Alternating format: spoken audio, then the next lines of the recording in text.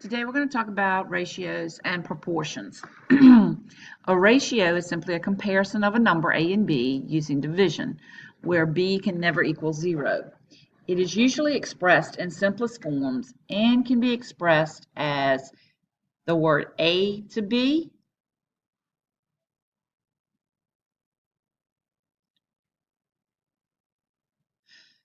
A with a colon B, and it can be A divided by B, A over B. So those are the three ways that you usually see a ratio written.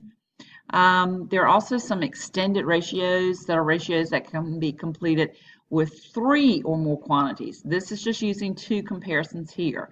If we had 3 or more, we could do it this way, or with 4, we could do it that way.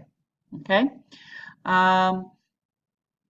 When we talk about examples of ratios, you're asked to express a ratio of sides of a triangle in simplest forms, and they will usually tell you what sides they want and what order they want them in. So for this one, they tell us that they want side JK, which is 12, compared to KL, which is 16, compared to JL, which is 20.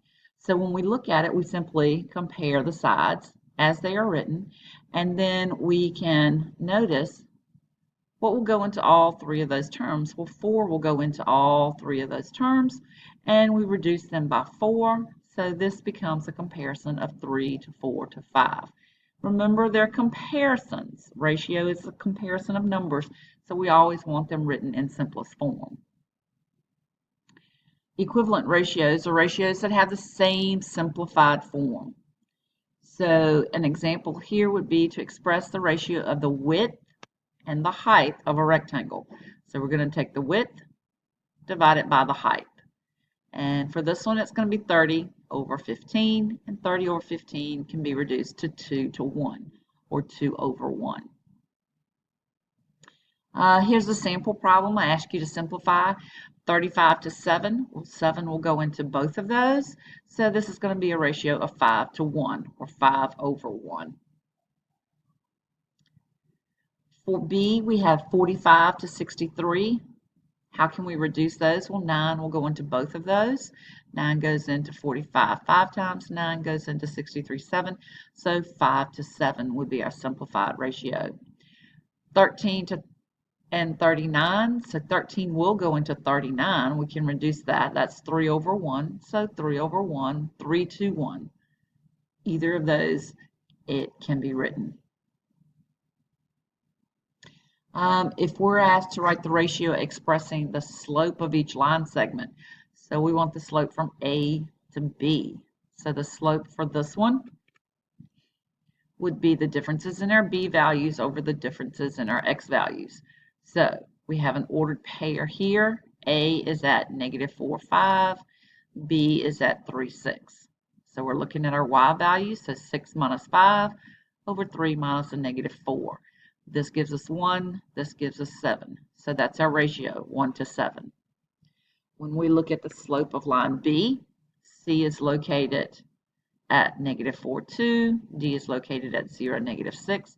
-6 minus 2 is a -8. 0 minus a -4 is 4. -8 over 4 is a -2, or -2 to 1.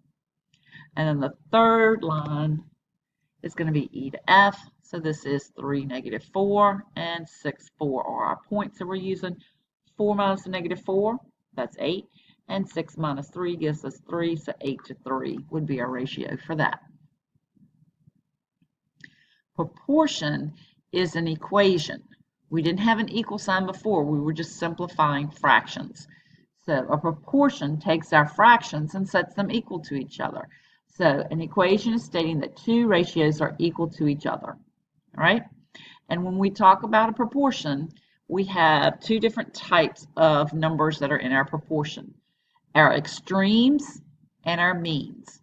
Our extremes is the top one on the left side of a fraction and the bottom one on the left side, the first and last position in the proportion. And then the means is the bottom on the left, top on the right, or the 2 middle positions in our proportions. So we have a sample problem here where we have a ratio, x is to 11 as 8 is to negative 16. And this you will probably learned how to do in Algebra 1. We're going to simply cross multiply. Okay, so we multiply x times, first thing I did here was simplify. 8 goes into 16 too.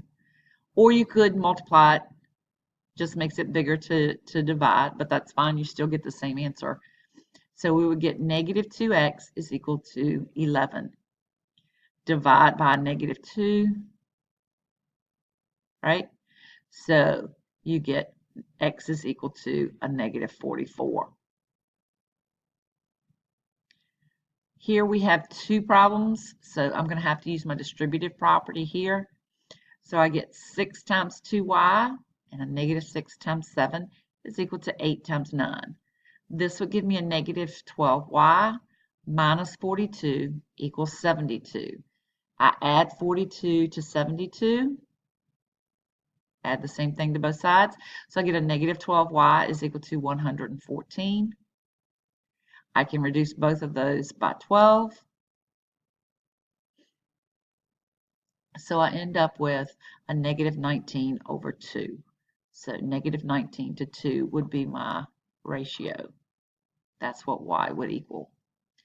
Here again, I have to use my distributive property. So 6 times n plus 4 is equal to 3 times 5n. Use my distributive property. 6n plus 24 is equal to 15n. Subtract 6n from both sides. That gives me 24 is equal to 9n. Will 9 go into both of these? Yes, I can reduce this, and that's going to give me n is equal to 8 over 3. Last one. We're going to use distributive property on both sides. So I've got 15z plus 30 is equal to 11z minus 22. I'm going to bring my 11z over, so I'm going to subtract 11z from both sides. So that gives me 4z is equal to, and I'm also going to subtract 30, so 4z is equal to negative 52. Seeing if I can simplify, if I can reduce that anymore.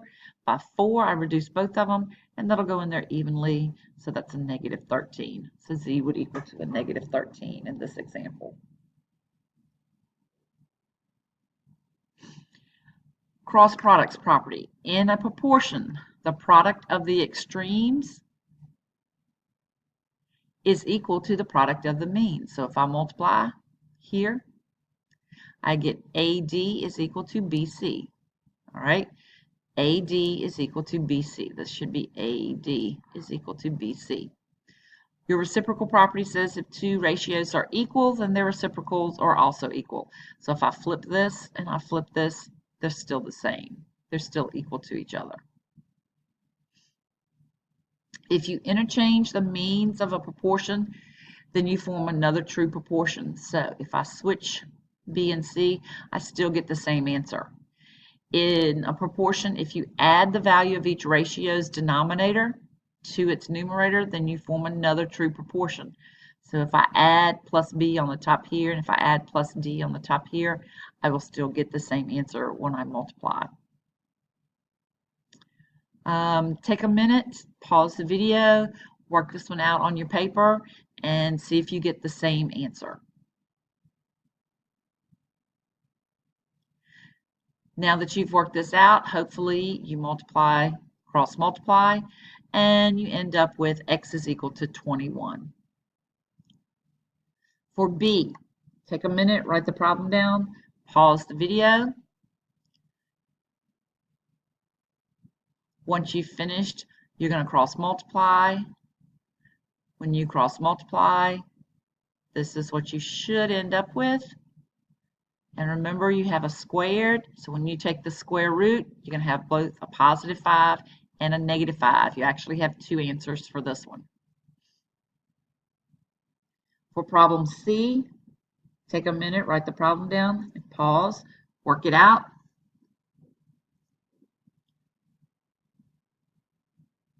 When you come back, what you end up with, I reduce this first, that's 8 over 1, multiply, so S is equal to 64. This one's going to be a little bit harder. Copy the problem down and pause the video. When you multiply this one back, this is the same thing squared. So you end up with 16 times 4 is 64. So you're going to basically take the square root of both sides. When you take the square root of both sides, you get y plus 2 is equal to positive 8 and negative 8. So you actually have two problems here that you're going to solve. So you've got y plus 2 equals positive 8, y plus 2 equals negative 8. So y is equal to positive 6 and negative 10. So you've got two answers there. Once you finish with the video, make sure that you show me the notes that you've taken and all four of the problems that you've worked out.